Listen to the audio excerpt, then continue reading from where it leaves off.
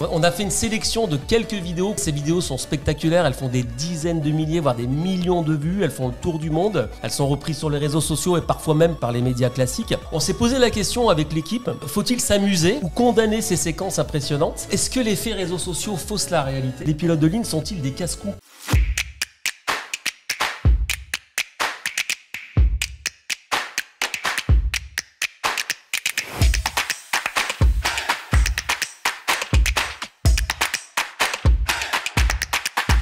Eh bien bonjour à tous et bienvenue sur le jump seat de Aérobuzz. Alors je ne sais même plus à combien d'émissions on en est. Hein. Alors c'est la 4e, merci Antoine, 4e jump seat express. Alors aujourd'hui effectivement c'est la version un peu raccourcie de jump seat. Jump Seat Express, on va vous annoncer le programme dans quelques secondes, mais je crois qu'on en est au moins à la 18e Jump Seat depuis le mois de juin. Alors tout ça pour dire merci à tous ceux qui nous regardent, merci à ceux qui sont déjà en ligne sur le chat, on vous salue tous, on a plein de questions, on a plein de choses à échanger avec vous aujourd'hui. Ça va être une émission passionnante. Hein. Aujourd'hui, on va parler des vidéos qui font le buzz sur Internet, mais alors pas n'importe quel buzz. On va s'intéresser aux vidéos notamment qui sont mises en ligne par les spotters aux abords des aéroports et qui sont témoins des fois de choses vraiment extrêmement, très impressionnantes, en particulier les atterrissages un peu rock'n'roll, vent de travers. On va focaliser là-dessus. Mais avant de revenir, ces vidéos font des milliers, des dizaines de milliers de vues partout dans le monde. Mais avant de revenir sur le sujet... Des millions même. Des millions, ouais. Exactement Antoine. Avant de revenir sur le sujet, déjà... La grande nouvelle de cette émission, je sais que j'ai mes nouvelles lunettes. Voilà. Et moi aussi. Donc, Antoine aussi. Moi aussi, c'était cassé la précédente émission, c'est réparé aussi. C'est magnifique. Nickel. Voilà. Donc, je Super. peux jeter un œil sur mon pense-bête. Comment? Qu'est-ce qu'on me dit à la régie? On a oublié de me présenter, mais... Ouais, Antoine, mais bien sûr. Après, ça fait un bouton, mais... On connaît Antoine. Donc voilà, bref, on s'en fout de mes lunettes, hein, mais je peux lire à la fois le chat, alors attention à ce que vous dites, n'est-ce pas Frédéric Lert qui doit être par là, et mon pense-bête. Alors on commence par le plateau. Alors Antoine Méjean, Antoine, il est là. Eh ben, bonjour à tous. Bonjour à tous. Ça va Antoine? Ouais, nickel. Les vents de travers, ça te parle? Ouais, ça me parle, ouais. Hein? Ouais. À l'école, ça me plaît bien en plus, ouais, donc c'est sympa. On le voit très tôt, ça. Ouais, tôt, ça dépend des jours en fait. Hein. Ouais. C'est un peu dépendant de la météo, mais... Combien d'années t'as fait déjà en formation? En vol, où c'était que du vol, c'était 1 an, quoi. Quasiment. 1 an. Ouais. Tu nous raconteras ton premier vent de travers. Alors. Ouais. Pas de souci. Bon. Et alors, juste à ma gauche, nous avons Alain Bascoulergue. Et je suis très, très heureux que tu sois là, Alain. Merci déjà d'avoir fait le déplacement. Tu viens d'Aix-en-Provence ce matin, c'est ça? Tu as fait la route jusqu'à Lyon. C'était pas simple, il pleuvait. Ah oui? Et il y avait un peu de vent de travers. Et il y avait un peu de vent de travers sur l'A7. Tu as pu le gérer comme il faut, ça va? Oui, ça pas de problème. Alors Alain Bascoulergue, il est pilote de ligne, ancien pilote de ligne retraité. Alors tu as fait, alors oui, on nous dit à la régie d'être bien proche du micro, Alain. Proche du micro. Tu te rapproches un petit peu, voilà. Ah ouais, c'est bien. Alain, donc tu as fait ta carrière, toi tu es pilote d'essai, ingénieur navigant d'essai chez Airbus, voilà. Pilote de ligne chez Air France, tu as fait du 320, du 777, du Mercure. Je pense que des vents de travers, t'en as vu, hein, t'en as expérimenté. Un petit peu, oui. On va décrypter avec toi. Comme chacun, comme tous mes collègues. Et puis aujourd'hui, on le dit aussi, tu as monté une start-up, un peu un site qui fait l'inventaire des drones, c'est ça? Un site sur la sécurité. Oui, alors rapidement donc. Airspace Drone. Je vais me présenter rapidement. Donc Alain Bascoulergue, je suis un ancien commandant de bord d'Air France. Et effectivement, comme le soulignait Jérôme, il y a quelques années, il y a 7 ans maintenant, on n'est plus vraiment start-up. On a fondé une société qui s'appelle Airspace Drone et qui a pour but de fournir des services dans la préparation mission avec une application qui est en ligne qui s'appelle Flyby et des systèmes qui permettent aussi aux États de repérer les drones et de les insérer dans la circulation aérienne. Voilà. Donc là, vous gardez un œil permanent par exemple, sur la plateforme de Paris-Charles de Gaulle, c'est ça? Exactement. En partenariat avec Air France. On surveille Paris-Charles de Gaulle en partenariat avec Air France et Eurocontrol. On a notre système dans sa totalité qui est installé sur la principauté de Monaco. Et voilà, on prospecte aujourd'hui sur l'Europe et sur la France, bien sûr. Et on espère que ça sera une pépite dans quelques années. Voilà. De toute façon, la sécurité aérienne et le partage du ciel entre les les machines sans pilote, donc les drones, et demain aussi les taxis volants et les plateformes plus classiques comme Roissy, enfin voilà, les avions avec pilote. Ce sont des sujets évidemment, je pense qu'on abordera sur Jumpseat. Ça vaut le coup de faire une émission là-dessus. Allez, on va donner un chiffre et puis après on va parler vraiment du sujet d'aujourd'hui. Donc effectivement, j'ai troqué mes 4 gallons contre une veste de directeur général chez Airspace Drone. Et aujourd'hui, allez, un petit chiffre comme ça pour bien situer. Sur 4 mois de détection à Charles de Gaulle, on a détecté environ 3000 vols drones qui se sont déclenchés aux alentours de Charles de Gaulle entre, on va dire, 0 et 10 km. Voilà. C'est énorme, hein, il ne devrait pas y en avoir. Donc, on garde bien ce chiffre, ça sera le chiffre mystère du Jumpseat spécial drone et sécurité du ciel. Mais ça évolue tous les jours. Hein. Justement, c'est pour ça que voilà. Okay. Merci en tout cas, merci encore Alain d'être là. Alors comme je disais en introduction, aujourd'hui on va décoder certaines vidéos parce qu'il y en a évidemment il y en a des dizaines. Les spotters nous gâtent presque chaque semaine. Alors, on a déjà des questions sur le chat. Est-ce que tu as un chiffre à nous donner, Mystère, aujourd'hui, nous dit absolument, il y a un chiffre mystère. Alors, j'allais y venir. Ils sont impatients aujourd'hui. Ils sont impatients, ils avaient raison. Ils ont bien raison. Alors, le chiffre mystère, justement, il est lié avec l'émission. Donc voilà, je disais l'émission, on va décoder... On a fait une sélection de quelques vidéos qu'on a trouvées sur le net. Vous en connaissez certaines qui ont fait déjà le tour du monde. Donc, comme je disais, ces vidéos sont spectaculaires. Elles font des dizaines de milliers, voire des millions de vues. Elles font le tour du monde. Elles sont reprises sur les réseaux sociaux et parfois même par les médias classiques. Alors, on s'est posé la question avec l'équipe. Faut-il s'amuser ou condamner ces séquences impressionnantes ? Est-ce que l'effet réseaux sociaux fausse la réalité ? Et aussi, je pose la question à Alain, est-ce que les pilotes de ligne sont-ils des casse-cous ? Quand on voit ces images, on va les voir après, bien sûr. Alors, que ça soit il y a le buzz, que ça soit bien clair. Il y a la réalité, il y a les deux. Je pense que toutes ces vidéos sont faites pour faire du buzz, du sensationnel. Hein, voilà. Et bien évidemment, les pilotes de ligne, quand je dis bien évidemment, c'est les pilotes de ligne ne sont pas des casse-cous. Voilà. On a la responsabilité de nos passagers, de l'avion sur lequel on travaille, la confiance de notre compagnie et on passe régulièrement des tests chaque année, aptitude physique, aptitude à piloter un avion avec des contrôles simulateurs très fréquents. Donc non, on n'est pas des casse-cous. Voilà. On respecte les règles.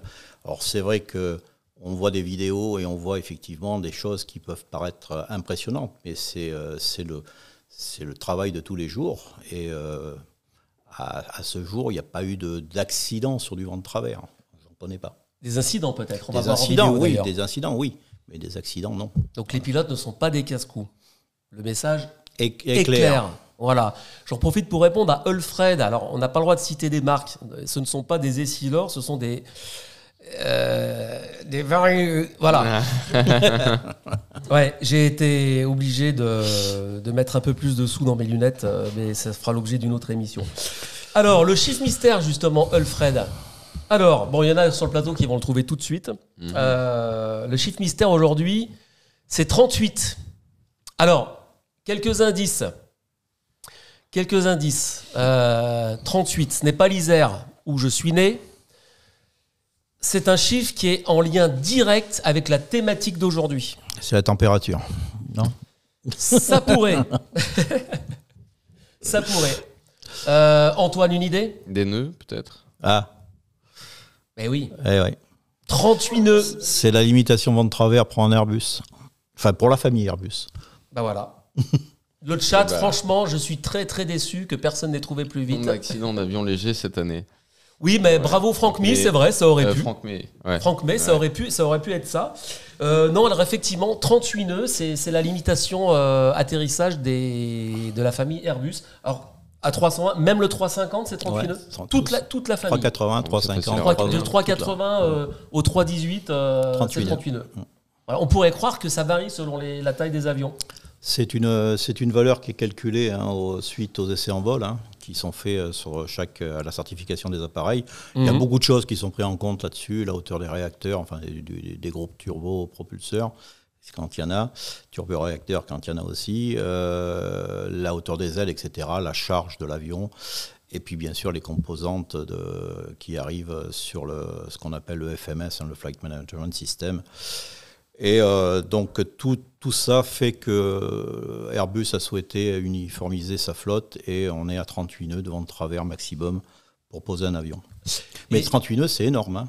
Alors, il faut bien préciser, c'est 38 nœuds rafale incluse. Hein. Donc, quand il y a du vent, il y a souvent de la rafale. Et c'est là où ça commence à être touchy, c'est que des rafales, quand le vent est continu, c'est assez simple à gérer. Quand le flux est continu, quand il y a de la rafale, c'est un peu plus compliqué. Alors on va y revenir en regardant les vidéos. Donc c'est 38 nœuds rafale comprises. Ben, on en a en stock de la rafale là en image. Hein. Je peux vous dire qu'on vous a sélectionné quelques belles vidéos. Je vois que le sujet lunettes fait débattre sur le chat. Ouais, Atoll, Essilor. Alors le message est passé. On fera un jump seat spécial lunettes pour les même. Voilà, médical, pilote de ligne. Classe 1, justement, comment ça se passe aujourd'hui? Toi, tu as des lunettes, Antoine, donc, et tu es pilote de ligne. Donc, si je dis pas de bêtises, la règle c'est d'avoir 10 sur 10 avec un dispositif de correction et une paire de lunettes de secours dans un sac ou à portée de main dans l'avion. C'était pas comme ça avant. Je crois qu'il y a un moment, on n'avait pas le droit aux lunettes, si. Il y a longtemps, très longtemps, hein, très longtemps, il n'y avait pas le droit de lunettes. Je ne sais plus si les corrections, passé à un moment donné, on ne pouvait même pas se faire corriger les yeux avec une correction chirurgicale. Je ne sais pas, je crois que ça s'est vraiment adouci là-dessus. C'est possible. Ouais. Par contre, il faut que ça se fasse justement avec l'organisme avec lequel. Mais voilà, quoi qu'il en soit, il faut qu'on ait 10 dixièmes quand on passe la visite classe 1. Parfait. Donc, émission de Jump Seat spéciale lunettes et médicales, on la met aussi sur la liste avec les drones. On va avoir un programme chargé l'année prochaine. J'en avais oublié le débrief, c'est quand même la première partie de l'émission. Alors, on va faire un petit rapide tour, c'est une express aujourd'hui. Un débrief rapide, générique.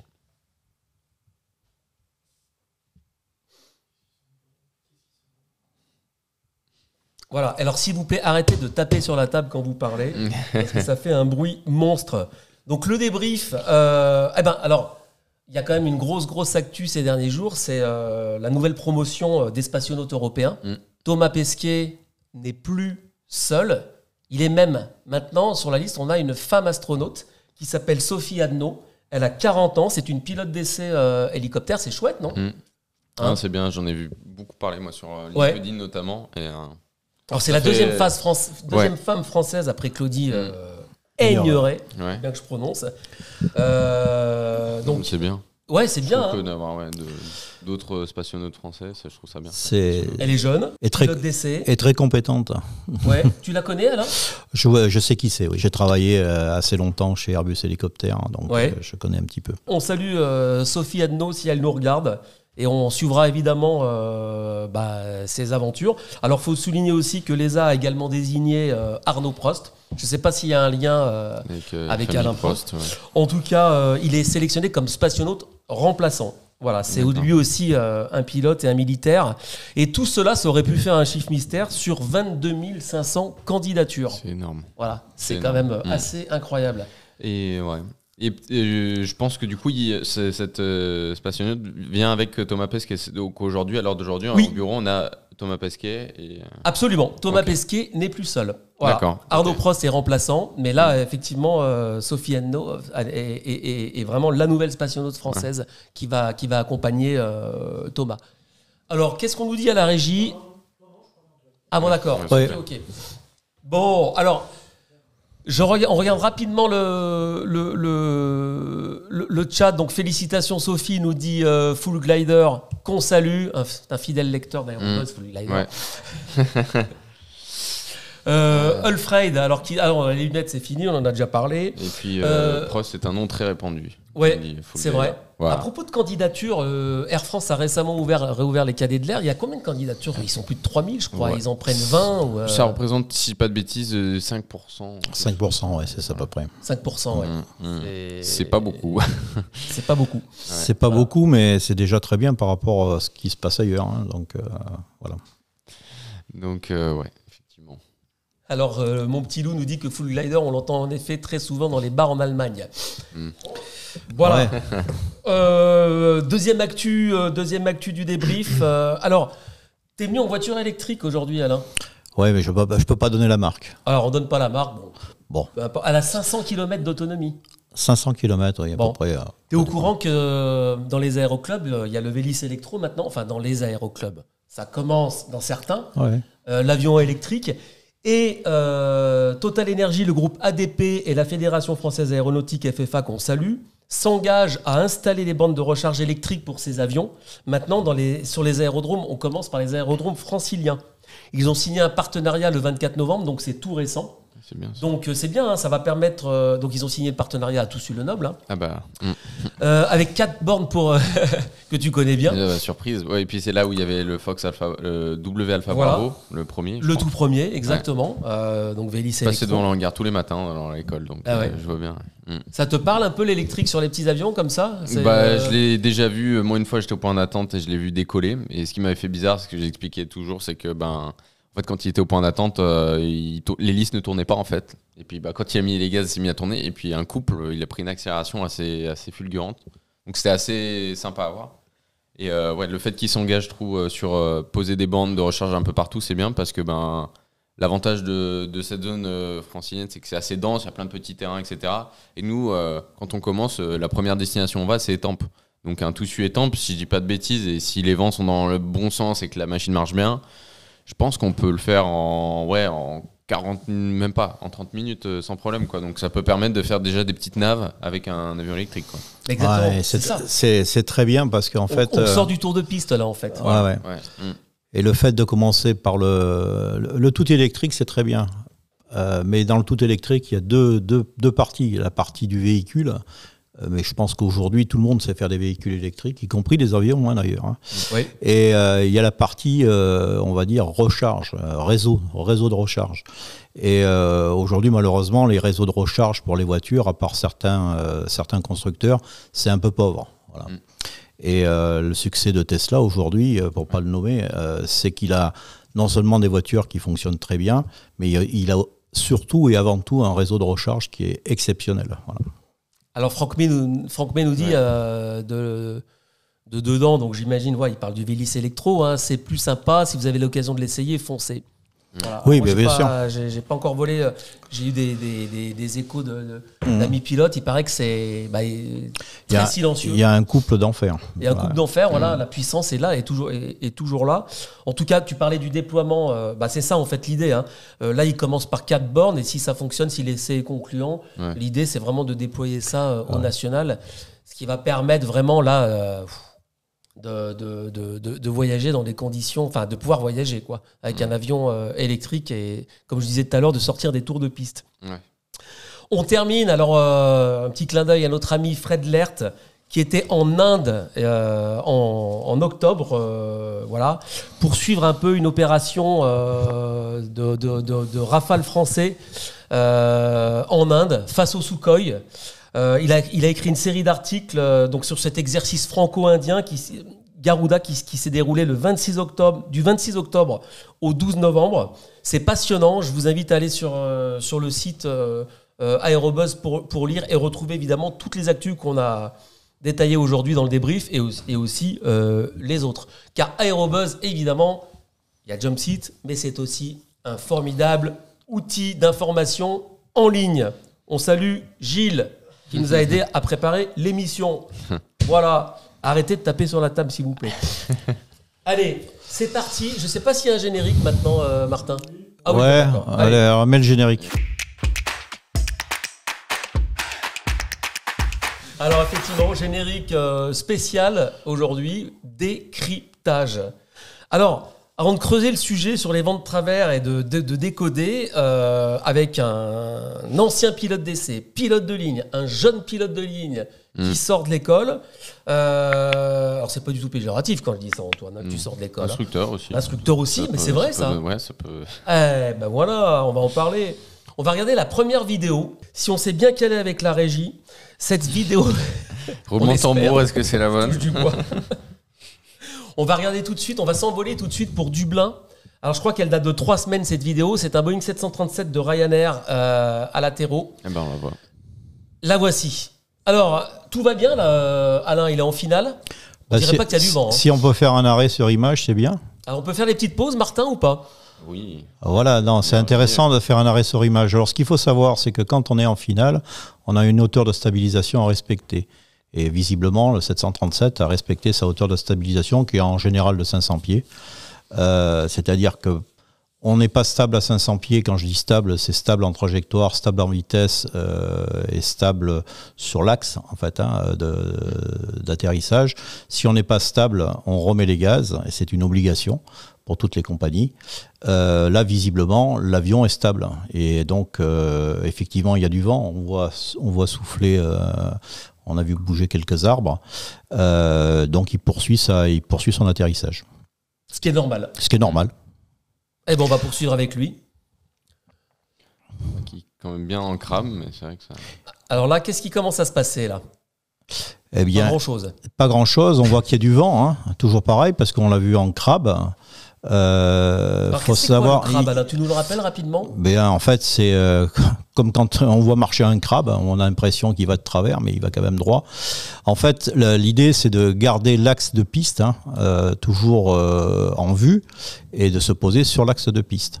Et pour se poser sur l'axe de piste, on est obligé de mettre l'avion dans le vent. Et donc avec une limite, je crois, pour le 737 qui est de 33 nœuds de vent de travers. À vérifier. Tu fais le voilà, vent. Moi je fais le vent, je souffle. Voilà. Tu souffles. Donc là, l'avion, là, il est et le vent est de face. Voilà.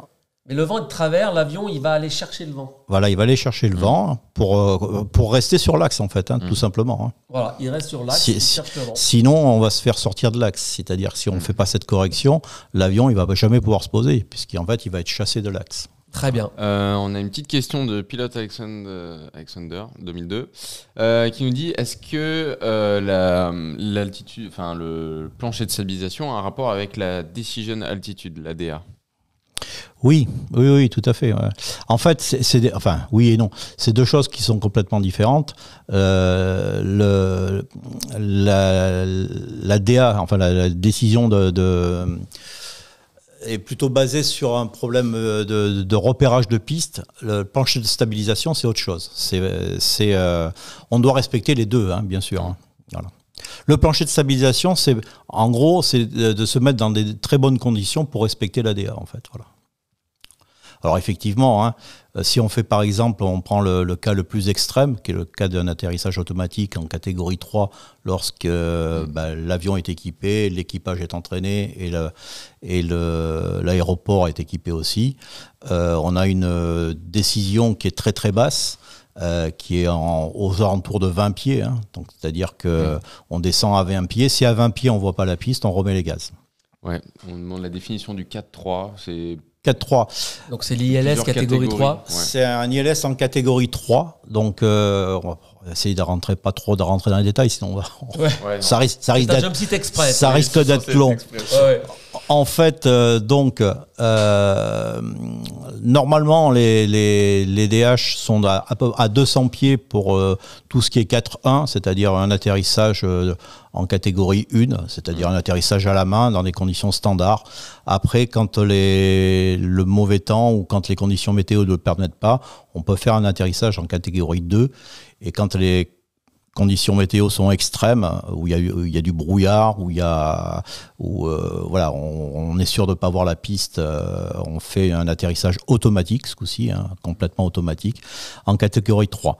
Donc pour faire cet atterrissage automatique catégorie 3, il faut plusieurs conditions.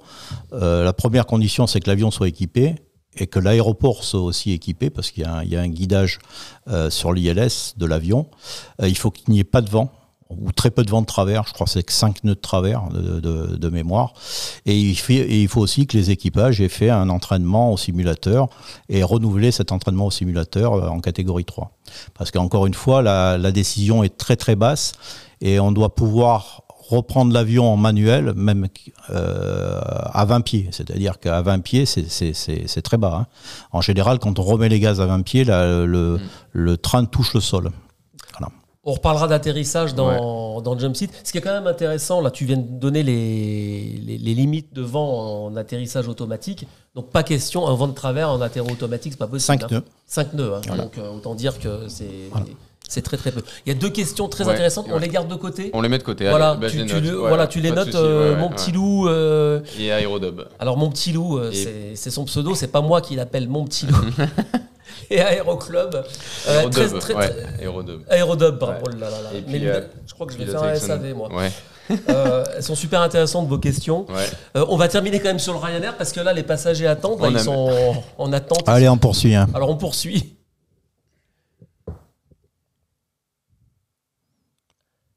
Alors, il a touché la piste et l'aile est partie sur la droite. Alors ça c'est vraiment typique de ce qui peut se passer et c'est très très compliqué à corriger ensuite. En fait, le vent venait de la gauche là. Hein, on voit bien que le vent arrive de la gauche puisqu'il est en crabe vraiment avec le nez dans le vent. Quand il a touché la piste, il a bien touché la piste. Hein, le train a bien touché la piste et Si Martin, tu peux la refaire tourner, s'il te plaît, si c'est possible. Hein. On est en direct. Hein. Excuse-moi, là. Non, il n'y a pas de souci. Voilà, le toucher est bon, hein, il n'y a pas de souci là-dessus. On va voir peut-être. On voit bien que le vent vient de la gauche, justement, parce qu'il Voilà. est amené à gauche. Enfin, Voilà, enfin un peu vers nous. Hein. oui, voilà, vers nous, voilà. pour comprendre, mais depuis la position pilote. Voilà. Depuis la position pilote, Donc là, il est bien stable. Un vent qui vient de la gauche. Il est stable, il poursuit son approche, il n'y a pas de souci là-dessus. Il va toucher la piste correctement. Voilà, touché et Voilà. tac. Alors par contre, voilà. Ensuite, ce qu'il fait, c'est qu'il donne un petit coup de manche à droite. Il met peut-être un peu de pied à droite aussi pour ramener son avion. Et ça soulève l'aile gauche, en fait. Et le vent s'engouffre sur l'aile gauche. Et effectivement, ça donne ce problème. Parce qu'on voit bien que l'avion, quand même, a une forte inclinaison hein, après au sol. Hein. Alors là, Avant de se récupérer. c'est le vent le problème ou là, c'est humain là. Non, c'est le vent. En fait, l'équipage a très bien réagi. Il pose l'avion correctement. À un moment donné, il faut bien remettre l'avion aussi sur l'axe de piste. Hein. Donc, il faut botter à droite hein, pour mettre l'avion sur l'axe de piste. Et en bottant à droite, le problème de ces avions, que ce soit le 320 ou le 737, quand on touche un peu aux gouvernes de vol, il y a tout qui se lève, les spoilers, voilà. Et ça crée une petite déportance. Et on voit bien là que l'avion va partir un petit peu à droite. Voilà, et là, ça va fortement lever l'aile hein, à gauche, et le vent s'engouffre dessous. Hein, et puis, effectivement, après, il faut recorriger. Il faut redonner encore un coup de l'autre côté. Et cette bon. vidéo, Alain, elle a vraiment buzzé. Elle a Ouais. fait. Là, on dépasse les millions de vues. Hein. Ouais. Elle a Et elle date vraiment. Il n'y a pas très longtemps en plus. Il n'y a pas longtemps, ouais. Voilà, Alors, en très peu de temps. Dublin, il y a souvent du vent de travers. Oui, il y a hein. beaucoup de spotters Ah à ouais. Dublin, c'est vrai qu'il y a beaucoup de vent de travers. Mais alors la question, Alain, c'est que moi j'ai lu, alors, ces vidéos sont reprises hein, sur Internet, sur les réseaux sociaux. J'ai lu un titre il y a quelques jours comme quoi on était proche d'un crash, Non. que le pilote a failli perdre le contrôle de l'appareil. Il faut quand même dédramatiser tout ça là. C'est pas... L'aile n'a pas touché. C'est ce que je disais. C'est pas passé loin, quand même. C'est ce que je disais en premier, c'est-à-dire qu'on cherche le sensationnel. C'est sûr que par rapport à un atterrissage, on est proche d'un crash, mais il n'y a pas lieu plus que ça En de fait, un s'inquiéter. atterrissage, c'est un crash réussi, Voilà. comme dit notre ami Jack Green. Ouais, T'as bien connu, j'imagine. c'est un peu ça, oui, je connais bien Jack, il n'y a pas de souci. Ouais. Il en a dit d'autres d'ailleurs. Oui, on espère l'avoir un jour dans l'émission d'ailleurs aussi. Jack, on le salue. Il est peut-être caché derrière un pseudo. C'est peut-être mon petit loup. Bon, enfin bref. Alain, alors oui, donc voilà pour cette première vidéo. Avant de passer à la suivante, on a les questions. Oui, on a beaucoup de questions. On passera de... On les note, mais Ouais, elles sont juste faites. pour bien recontextualiser l'émission, Alain, je m'adresse aussi à toi, Antoine. Hein. Le décollage et l'atterrissage, ce sont des phases critiques. On est bien d'accord dans un vol. Ce sont des phases de vol délicates en tout cas. C'est pas mal de choses. Plus le décollage que l'atterrissage. Plus le décollage que l'atterrissage. Alors ça, c'est intéressant parce que moi, je pensais presque le contraire, tu vois. C'est vrai que le risque du décollage, c'est la panne moteur, notamment, perte de moteur. L'atterrissage, donc c'est peut-être plutôt les vents de travers ou les cisaillements. Mais il faut quand même noter que c'est pas là, depuis quelques années, que les progrès dans la sécurité aérienne, ce ne sont pas les phases où il y a le plus d'accidents graves. Si on note les accidents qui ont marqué les esprits ces dernières années, il y a le 737 MAX, évidemment. Il y a le Rio-Paris, bon, ça remonte un peu plus, mais il y a aussi le Malaisian, MH370. Donc, ça veut dire quoi? Ces phases sont délicates, mais pas plus dangereuses que ça. Et pourquoi aujourd'hui? Il y a eu des progrès qui ont été... Les machines, peut-être? Non, je pense pas. Après, il y a des séries. Hein. On va peut-être avoir une série d'incidents ou d'accidents avec des vols en altitude. Et puis l'année d'après ou dans 2 ans, ça sera une série de vols qui auront des problèmes au décollage ou à l'atterrissage. Il y en a eu un. Hein. Il y a à Lima il y a quelques jours, il y a un 737 d'ailleurs qui s'est posé. Et qui était au décollage, qui a percuté un camion de pompiers qui traversait la piste. Ouais. Voilà, ça, ils ont eu beaucoup de chance. C'était un 320. C'était un 320. 320, c'était au décollage. Et ils ont eu beaucoup de chance parce que le train a cassé, le moteur a pris feu, l'avion a pris feu. Je crois que le moteur, il s'est détaché. Ils ont quand même réussi à évacuer, à stopper l'avion assez rapidement, alors qu'il était en pleine vitesse, en ayant perdu un moteur en plus et l'autre qui était en pleine poussée. Donc ils ont fait un gros travail.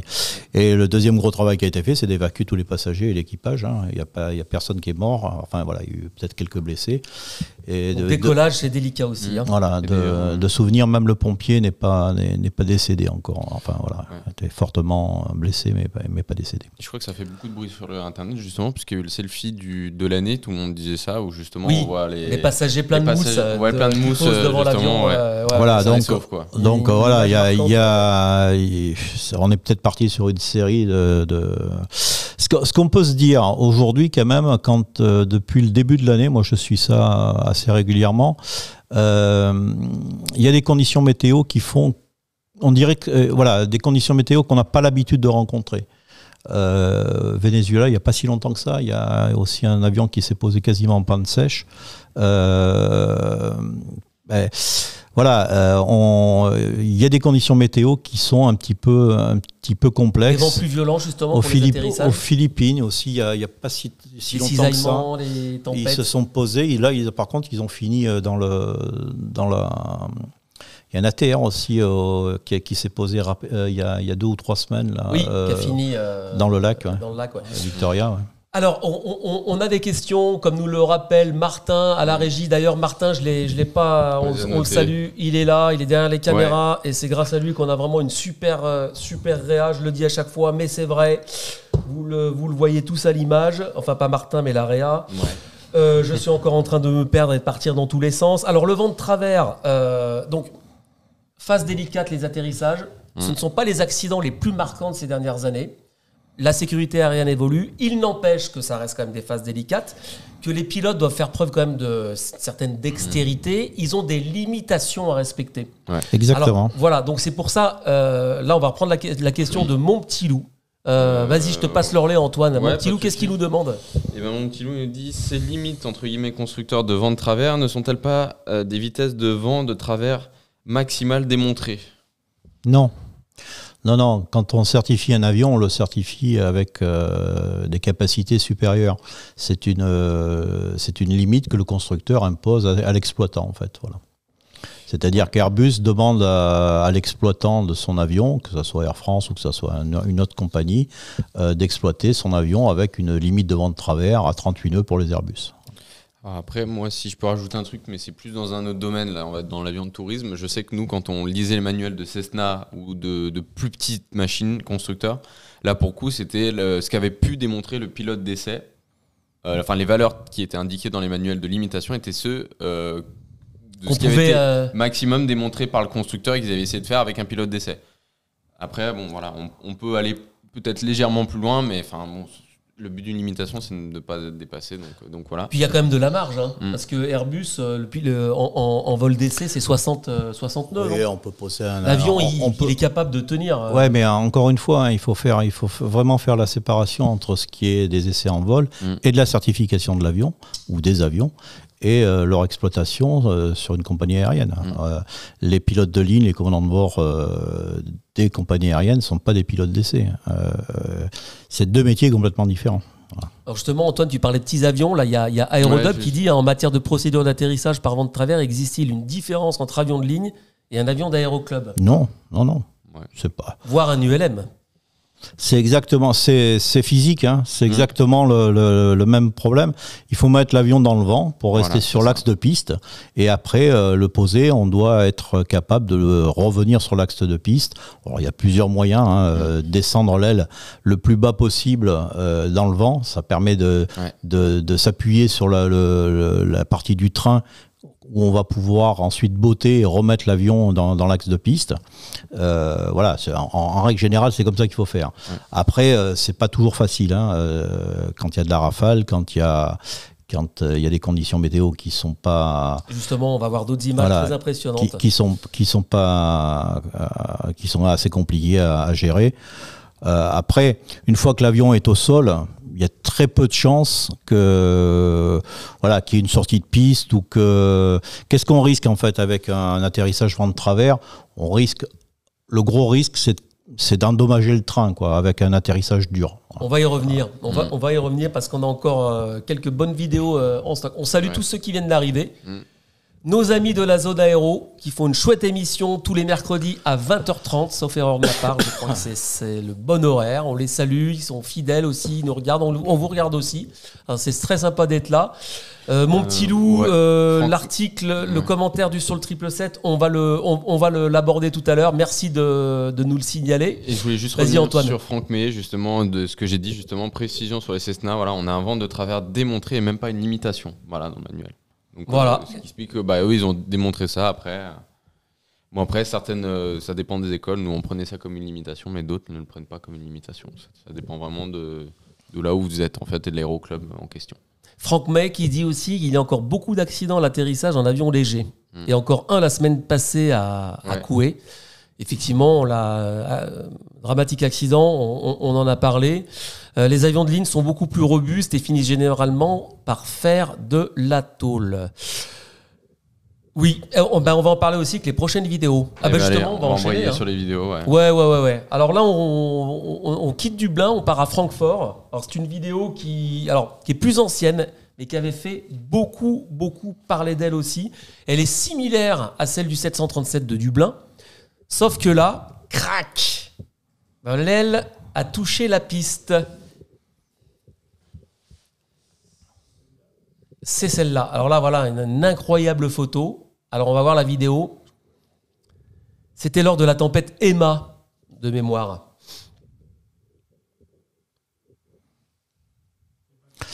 Il n'y a pas de son, c'est pas grave. Vas-y, Alain. C'est important de voir quand même que l'avion est stabilisé. Hein. Encore une fois, j'insiste là-dessus. L'équipage stabilise son avion. On voit bien qu'il y a quand même une grosse dérive, hein, mais l'avion est stable. Alors là, on va se rendre compte avec l'axe de la piste qu'il est bien en crabe. Hein. On le voit déjà pas mal là, c'est vrai que... Mais on voit bien qu'il est sur l'axe. Hein. Et là, vraisemblablement, il prend une rafale. Voilà, et il fait exactement comme il fait exactement pareil que le 737 de tout à l'heure. C'est un 320, ça, non ? Là, c'est un 320. Et là, l'aile a touché, là. Et en fait, il se laisse surprendre parce que au lieu d'incliner son avion à droite, en fait, et de revenir sur la piste par la droite, le vent s'engouffre sur l'aile et fait toucher l'aile gauche, parce que là, il touche sur l'aile gauche. Hein. Et donc, il prend la décision de remettre les gaz. Alors, cette vidéo de mémoire, elle avait fait beaucoup réagir, parce que je crois qu'à l'époque, c'était la copilote, une jeune copilote qui était aux commandes. Alors, on peut aussi poser la question, quand il y a des conditions comme ça, est-ce que c'est pas plutôt le commandant qui... Comment ça se passe ? Non. Les deux pilotes sont compétents. Le commandant de bord est quand même responsable de son avion et de son équipage. S'il juge que son OPL ne peut pas poser l'avion, c'est lui qui le pose, mais ça se passe jamais comme ça. Que ce soit l'OPL ou le commandant de bord, ils ont exactement la même formation, la même licence, la même capacité à poser un avion ou à décoller un avion. Donc, justement, Freeflight 30 nous dit bonjour Freeflight nous dit une limite pour le vent de travers est aussi du niveau d'entraînement du pilote. Oui, mais bien sûr, mais on s'entraîne régulièrement. Hein. Donc, déjà, on s'entraîne au simulateur. Hein. Chaque séance de simulateur qui nous valide notre licence tous les 6 mois, on a des atterrissages vent de travers à réaliser. Comment ça se passait en école, Antoine ? Ben nous pareil, enfin ça se faisait pareil à l'entraînement. Les instructeurs bien sûr sont ceux qui sont censés pouvoir poser l'avion quand ça se passe mal. Nous comme on avait un instructeur, il appelait ça le baptême du feu. Un jour où il y avait personne qui volait parce qu'il y avait vraiment beaucoup de vent, il nous y envoyait pour voir. Bon alors bien sûr tout en restant dans des limites raisonnables bien sûr. Raconte-nous ton premier vent de travers en tant qu'élève pilote de ligne. Alors celui-là je me rappelle plus trop. En tout cas celui qui t'a marqué peut-être. C'était celui-là, le baptême du feu quoi. Le baptême du feu. Voilà parce qu'il nous a envoyés tous les deux et justement au premier atterrissage, alors c'était mon collègue je crois et moi j'étais en place gauche mais c'était pour la forme instructeur bref. Mon collègue fait donc là on avait déjà posé les roues et justement normalement tout le long de la manœuvre on est censé avoir le manche dans le vent. Et le premier réflexe qu'on a tendance à faire, ça y est, l'avion est posé. Et puis par réflexe, sachant que l'avion avance vite et on est concentré, a remis le manche au neutre. Il s'est passé ce qui s'est passé. Hop, l'avion tout de suite, comme expliqué, le vent s'est engouffré sous l'aile. Hop, l'avion a commencé à basculer. Et donc on a remis tout de suite le manche. L'avion est revenu droit. Mais justement, quand on fait ce genre de manœuvre de vent de travers, on peut avoir le réflexe de redonner la main, de remettre le manche au neutre rapidement, alors qu'en fait le principe c'est d'avoir le manche dans le vent au fur et à mesure, tout le long de la manœuvre quoi. Non, mais c'est ça. Mais bon, en revoyant la vidéo, l'équipage a eu quand même un bon réflexe. Même si l'aile a touché, de remettre les gaz, c'était vraiment un bon réflexe parce que effectivement l'atterrissage était fortement compromis. Donc remettre les gaz, c'était la bonne solution. On a des questions sur le chat. Ouais. Antoine. Alors, Franck May. Franck May. Alors, Franck May, lui, nous a plutôt expliqué. Donc, sur le C172 de mémoire, le vent de travers démontré, peut-être 12 nœuds, donc ça, on a entendu parler. Il y a notamment une très grosse marge sur le 172, effectivement. L'Océanair a démontré à 20 nœuds, mais en fait, il n'y a pas de marge. Donc, en fait, dépendant des constructeurs, ils disaient que pour Cessna, il y avait une très grande marge comparé à ce qui avait été démontré, alors que pour l'Océanair, 20 nœuds, c'est vraiment 20 nœuds, quoi. Donc voilà. Souvent, ce qui peut arriver pour démontrer ce genre de choses, je sais que nous, en fait, ils nous disaient que, en tout cas en école, que en fait, la limite était vraiment aussi la gouverne. C'est-à-dire quand on a le pied en plein débattement, en fait, si on peut plus actionner la gouverne plus loin que ce point-là, justement, on peut pas résister plus loin que ça. C'est un peu ce qui se passe sur le 320 là. Il est au débattement maxi. Voilà. Et il part quand même à gauche. Donc c'est pour ça que la remise de gaz est quand même très très bien vue. Ouais, là. Sinon là, il sort de piste et il se crache. Puis quand l'aile touche, on doit le sentir, non ? Enfin, ça doit. Non, pas forcément, pas nécessairement, non. Là, d'accord. Ouais. En tout cas, en résumé, ces deux exemples qu'on vient de voir là, entre le Ryanair à Dublin, le 737 et la 320, ça veut dire que en vent de travers, on peut toujours, jusqu'au dernier moment, même après le toucher des roues, on peut se faire piéger. C'est surtout après le toucher des roues qu'on peut se faire piéger. Parce qu'en en fait, on est très concentré sur l'approche, sur la stabilisation et le toucher des roues. Et c'est après où il faut être encore plus vigilant et essayer de garder l'axe de piste. Alors plus l'avion est lourd, plus c'est facile. On va peut-être voir un 380 se poser tout à l'heure. Là. On va voir un avion très lourd. Voilà. Après, il suffit juste de le remettre dans l'axe de piste et puis ça marche bien, quoi. D'autres questions sur le chat ? Après, on a Franck May qui nous confirmait en disant qu'Angoulême, ils ont les deux. Ils ont un DR400 un Océanair et un Cessna. Et le Cessna supporte mieux le vent de travers. Bon, voilà, ça dépend un peu de la construction. Et justement, en rajoutant à ça, il nous parlait si c'est une aile haute ou une aile basse, c'est différent. Voilà, c'est ça. Justement, on avait une question qui était assez intéressante. Il faut que je la retrouve. Ça serait moins spectaculaire avec un avion aile haute ou pas ? Voilà. De Ulfred. Spectaculaire avec un avion à aile haute, je crois qu'il y en a il y a un ATR qui se pose. Alors peut-être que tu voulais dire Ulfred par rapport à l'aile qui vient frôler la piste, c'est ça on s'en rendrait moins compte avec disons que c'est plus l'aile est basse et plus on a des chances de toucher l'aile, quoi. C'est pour ça d'ailleurs que le 737 a des limites de vent de travers inférieures au 320. Plus bas, c'est pour ça. Parce que les moteurs c'est 32 le 737. Les groupes turboréacteurs sont plus bas. Et l'aile est plus basse. Donc il y a une différence de 5 nœuds entre le 320 et la limitation. Entre le 320 et le micro, et le 737.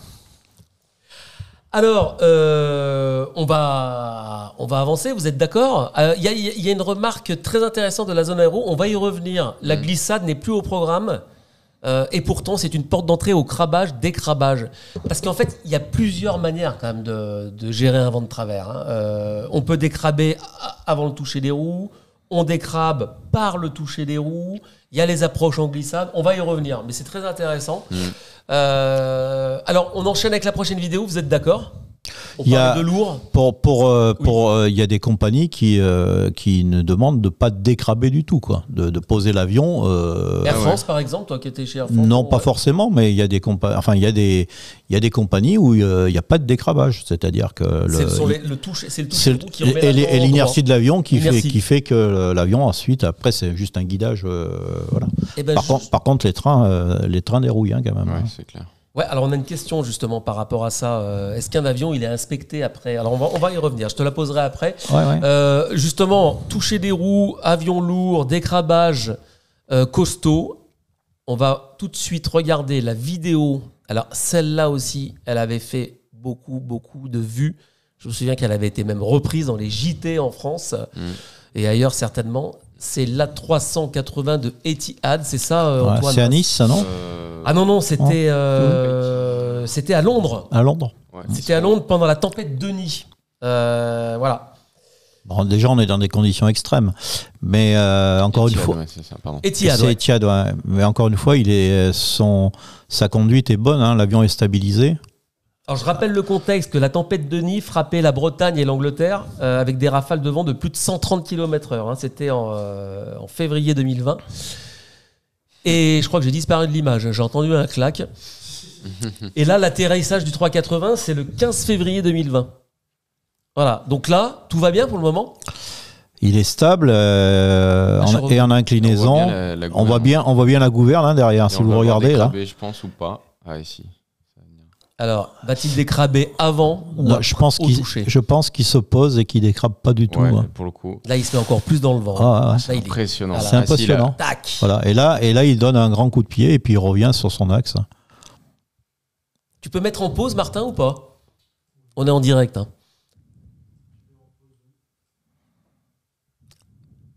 Ouais, c'est impressionnant. Moi, je me souviens, cette vidéo, j'avais vu sur des groupes de réseaux sociaux, certains, tout le monde y va de sa propre expertise pour commenter ces vidéos. Hein.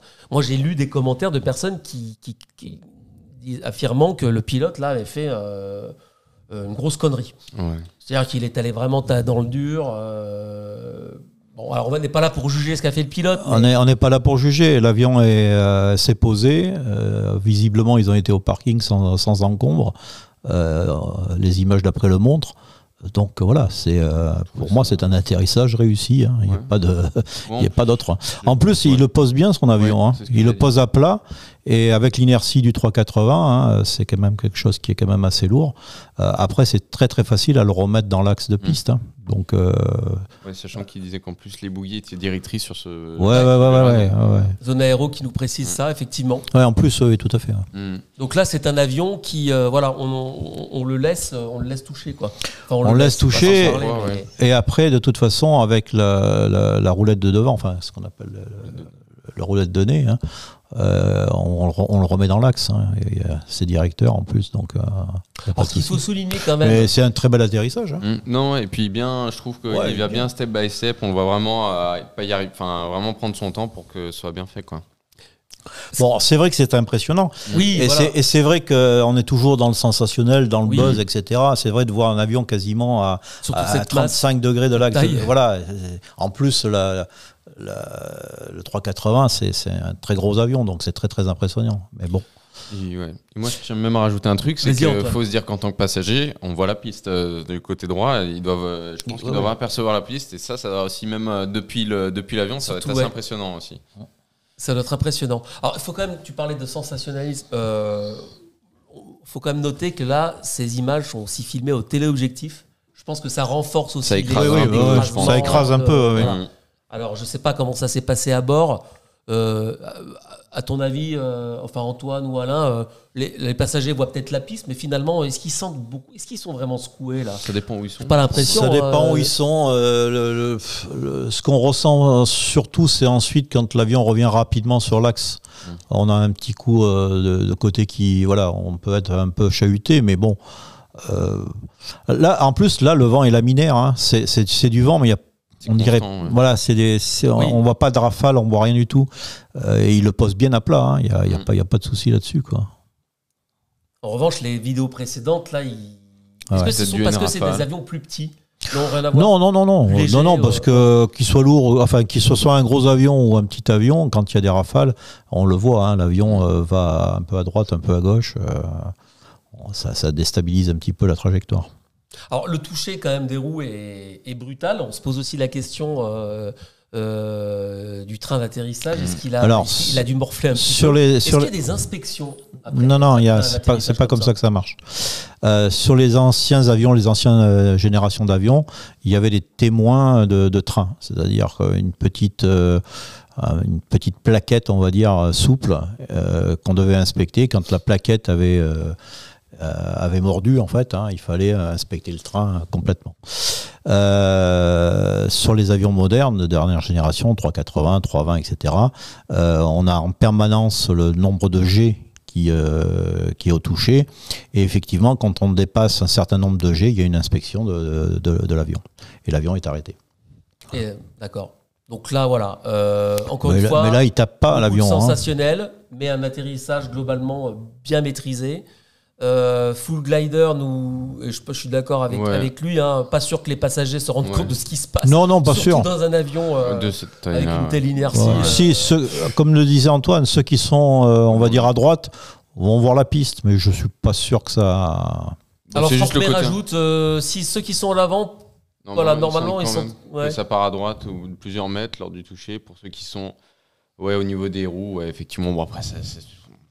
Peut-être ceux qui sont à la caméra en regardant l'atterrissage, peut-être qu'ils ont quelque chose ils se posent peut-être des questions, et encore pas sûr. C'est clair.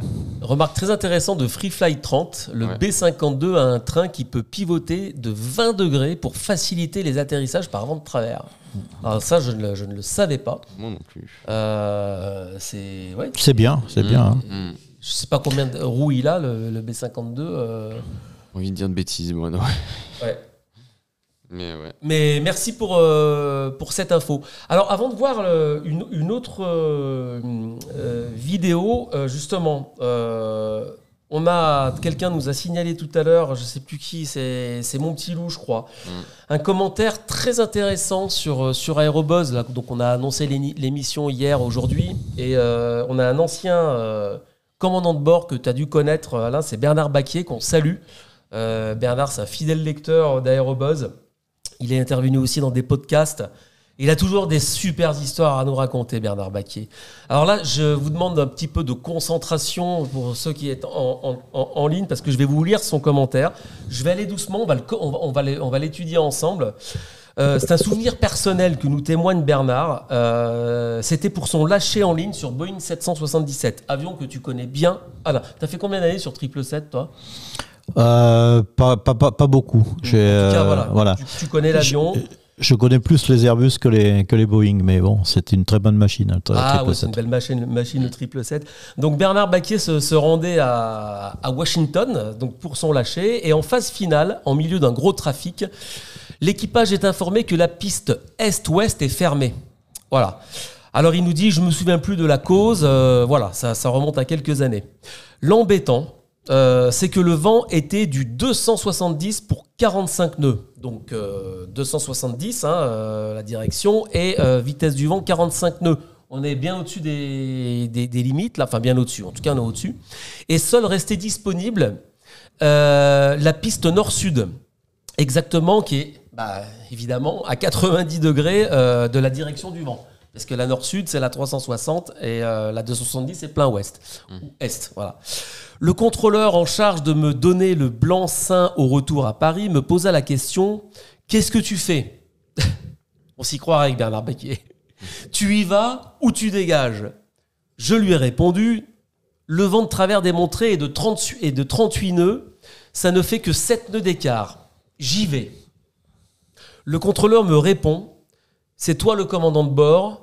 Up to you. » On y est, alors là on est au poste. Il faut expliquer, alors Bernard Baquier rappelle, il faut expliquer que le vent de travers était, alors il emploie l'imparfait parce que Bon, bref, donc voilà. Il dit, j'emploie l'imparfait parce que mon fils aîné m'a dit que les règles avaient changé. D'accord. Alors, il faut expliquer que le vent de travers était démontré lorsque les pilotes d'essai n'ont pas été confrontés à pire. C'est ce qu'on disait tout à l'heure, Alain. Et c'est un fait que beaucoup oublient. Les pilotes de ligne sont parfois confrontés à des situations que leurs homologues n'ont pu connaître en essai parce que tout simplement, les terrains de jeu des pilotes de ligne sont bien plus vastes que ceux des pilotes d'essai. On peut s'arrêter là déjà. Qu'est-ce que tu en penses, Alain ? C'est des problèmes de certification et oui, on peut le voir comme ça. C'est-à-dire que c'est vrai que quand on certifie un avion sur la région toulousaine, on a aussi l'habitude de la météo qui... après la certification d'un avion, on va aussi le tester par temps chaud. On va aller sur des terrains que même les compagnies aériennes ne pratiquent pas. Donc, c'est pas faux. C'est-à-dire que l'exploitant Air France, puisque c'était Air France dans ce cas-là, va sur le monde entier. Donc, un pilote d'Air France, il va poser son avion ou ses avions sur le monde entier. Donc, ça c'est clair. Il va connaître beaucoup plus de terrain que le simple pilote d'essai qui va effectivement certifier son avion. Après, encore une fois, je le répète, c'est deux métiers complètement différents. Et le commandant de bord est responsable et c'est lui qui décide en fin de compte de ce qu'il va faire. Donc, si notre ami a décidé de s'opposer, c'est qu'il pensait qu'il pouvait se poser sans mettre en danger ni son équipage, ni les passagers, ni son avion. Donc, voilà. Alors justement, on continue. Donc, parfaitement concentré, je m'alignais en finale de la 36. Le cockpit sur les balises de gauche. Le copilote était plus jeune. Il avait fait que de l'A340. Et n'avait donc pas l'expérience que j'avais déjà accumulée sur 707 et surtout sur 747. Cru bon de m'avertir, mais tu peux rester le nez sur la piste. Je préférais ne pas lui répondre car la piste approchait et je la voyais, non pas dans mon pare-brise, mais dans celui du copilote, tellement était importante la dérive. Donc on imagine là qu'ils étaient vraiment en crabe, en joli crabe. Voilà. Quand la sonde automatique m'annonça 30 pieds, j'ai doucement décrabé en appuyant sur le palonnier droit et tournant en même temps le volant vers la gauche. Lorsque je fus pile au centre, avion parfaitement aligné avec le nord et que la sonde m'annonça 5 pieds, j'ai poussé un peu sur le manche pour jeter la machine par terre. Ce fut un atterrissage ferme. J'ai un peu regretté de n'avoir pas joué jusqu'au bout, me disant que j'aurais pu faire un kiss landing, mais c'eût été au prix de risquer d'être un peu déporté à droite de la ligne médiane. J'avais donc validé un atterrissage par vent de travers de 45 nœuds, mais bof, mes chefs ne relevèrent pas la chose. Il ne se serait manifesté que si j'avais loupé mon coup et que le contrôleur eût porté le PET. Et je vais vous dire, même MyAirBuzz n'en avait pas parlé. Bon, je suis en train de le lire. C'est un peu de l'impro, désolé. Je lis quasiment en direct le SMS. J'avais pas lu le commentaire avant l'émission. Voilà. Alors Bernard nous dit, pardonnez-moi d'être imbu d'humilité. Ce vol reste parmi ceux où, quand on relève son uniforme, on se dit qu'on fait un beau métier. Voilà. C'est pas fini. C'est pas fini. Oui, il faut expliquer aussi que c'est une des règles de l'atterrissage par vent de travers. C'est là que ça va être aussi intéressant. Il ne faut pas chercher le kiss landing, c'est-à-dire ne pas refuser la piste. Car de ce temps, l'avion continue d'être déporté par le vent. Qu'est-ce que tu en penses ? Oui, tout à fait. Tout à fait. On risque de quitter la position au-dessus de la ligne médiane. Et donc, le corollaire est que, en voulant revenir vers le centre, vous appuyez sur le palonnier. Et c'est là que c'est pas bon. En effet, l'appareil étant à faible vitesse, flirtant même avec la vitesse minimale de contrôle en vol, en mettant du pied, vous créez un roulis induit. C'est un peu les deux vidéos qu'on a vues tout à l'heure. Le résultat ne se fait pas attendre. L'avion n'est plus au milieu de la piste et les ailes ont quitté l'horizontale. Exactement. Et c'est là que ça devient scabreux et qu'on se dit que ces jouets ne sont pas à mettre entre toutes les mains. Quelle belle fin de commentaire. Désolé, c'était un petit peu long. J'espère que j'ai été clair dans ma lecture. Ça résume bien ce qu'on a vu en début d'émission sur les avions avec les ailes qui ont frôlé ou touché la piste. Tout à fait. Après, moi, si je devais rajouter quelque chose là-dessus, donc effectivement, heureusement qu'il n'a pas cherché le keys landing, parce que ça, c'est effectivement problème, un gros problème. Il aurait pu sortir de piste. Après, s'il en parle aujourd'hui, c'est que c'est un événement qui l'a marqué. Et où il a raison, c'est que s'il avait raté son affaire, il en aurait entendu parler. Donc ça, c'est clair. Mais est-ce que c'est quand même osé? Il y a des limitations, on en parlait tout à l'heure, à respecter.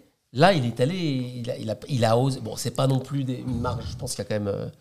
Il y a des marges. 45 nœuds, c'est énorme, mais il y a des marges.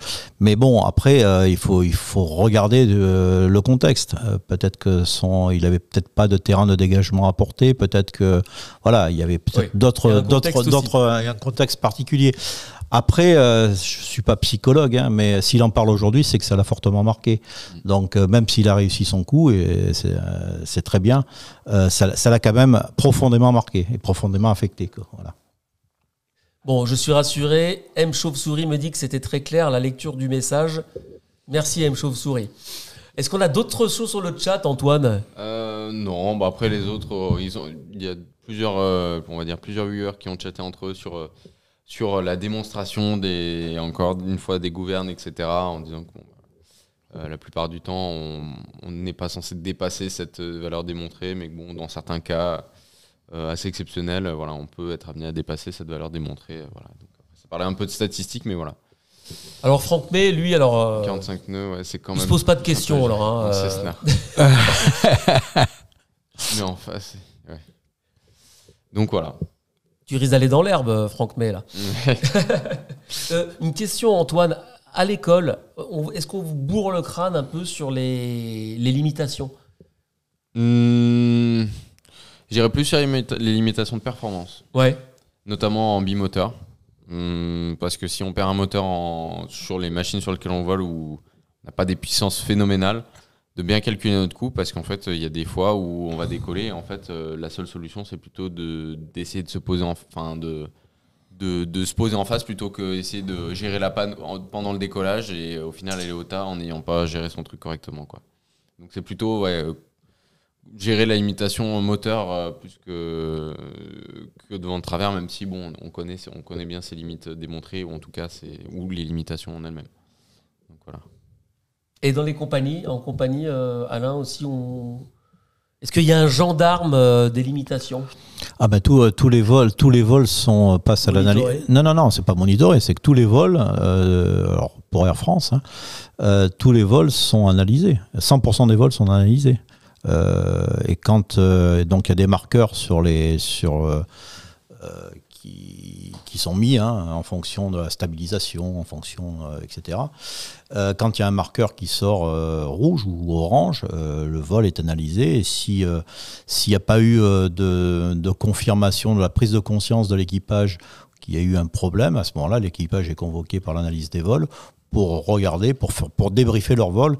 Et ça peut aller même un peu plus loin. Si le problème est un peu plus conséquent, on remet l'équipage dans un simu et on lui refait son approche ou son décollage. On rejoue l'incident, quoi. Voilà. Donc, et encore une fois, tous les vols sont analysés à 100%. Tout à l'heure, Zone Aéro nous parlait aussi de glissade. On peut aussi.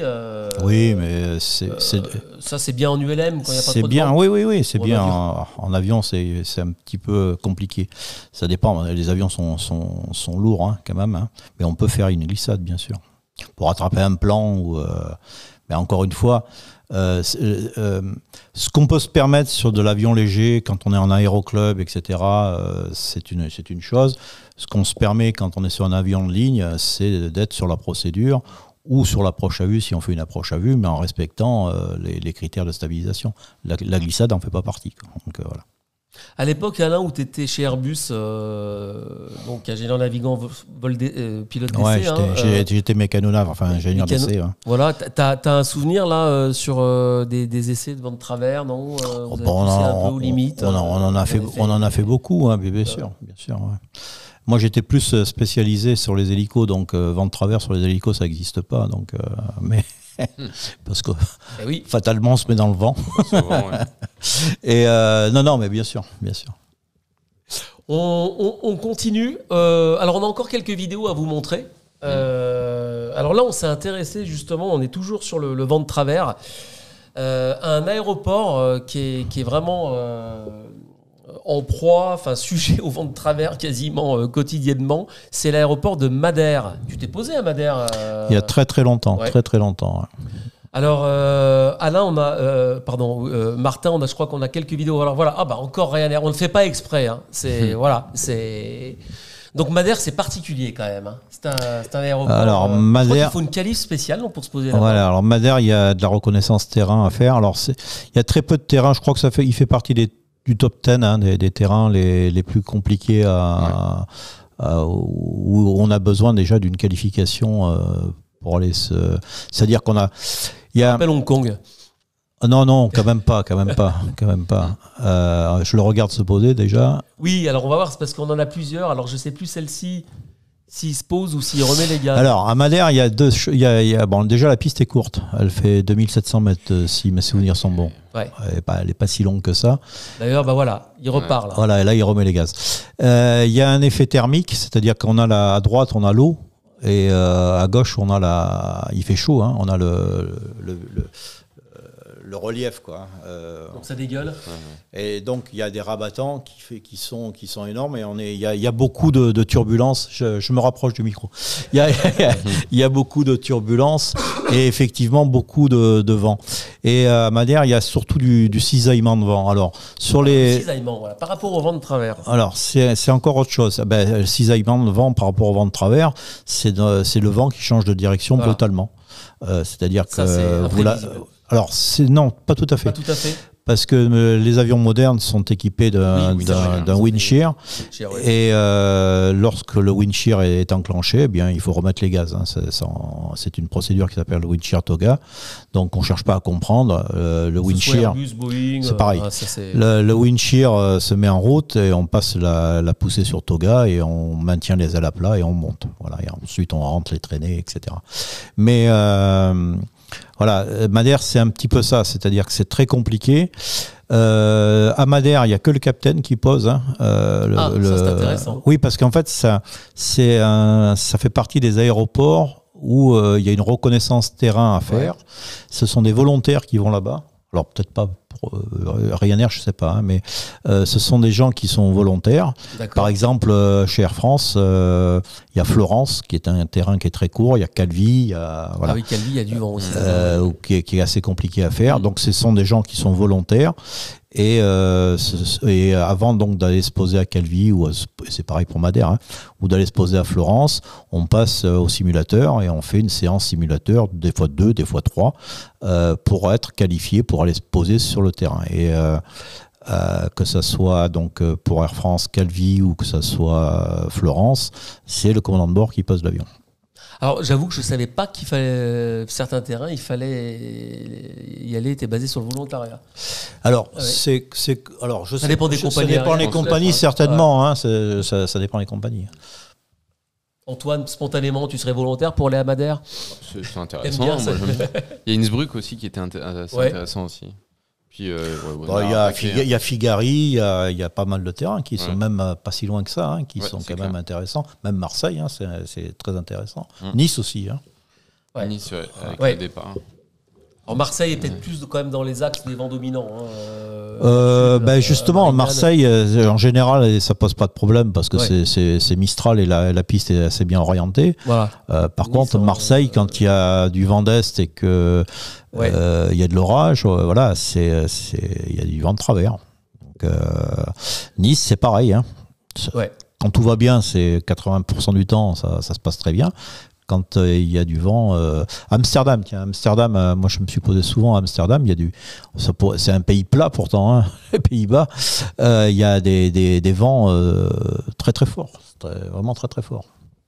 Bastia, on nous dit aussi. On nous cite d'autres terrains. Franck May nous parle de Ouais, Bastia, ouais. parallèle à la côte. Oui, Bastia aussi. Glider nous parle de Chambéry. Chambéry aussi. Effectivement, il y a du relief Chambéry, ouais. avec les bains là-bas. Il y a le lac, il y a le relief. On faisait beaucoup de simu FR là-bas, justement. Tous les terrains corses, hein, que ce soit Calvi, Bastia, même Ajaccio. Hein.